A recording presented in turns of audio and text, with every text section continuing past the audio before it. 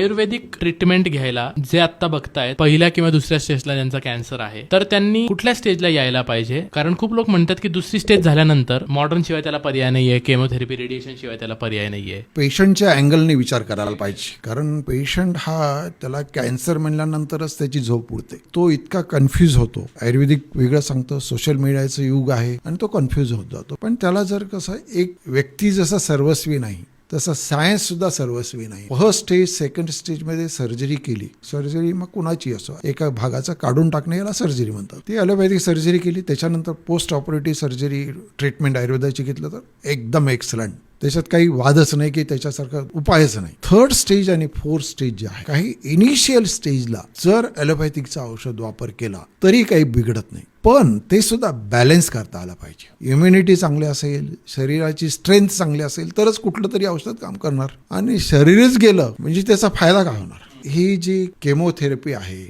त्याचं जर बॅलन्स करून सपोर्टिव्ह कॉम्प्लिमेंटरी म्हणून आयुर्वेदिक ट्रीटमेंट घेतली आणि ती सुद्धा प्लांट बेस्ड घेतली, एक तर जो केमोथेरपीची जी सायकल आहे 1 किंवा 2 झाल्यानंतर इमिजिएट त्याला ड्रेन होतो पेशंट. 80% चांगले सेल डिस्ट्रॉय होतात आणि 20% बॅड सेल डिस्ट्रॉय होतात. एखाद्या ऑफिसमध्ये चोरी झाली, 10 मध्ये एकच चोर असतो कोणीतरी, पण शिक्षा मात्र 8ला मिळते. ते ऑफिस चालेल का बंद होईल?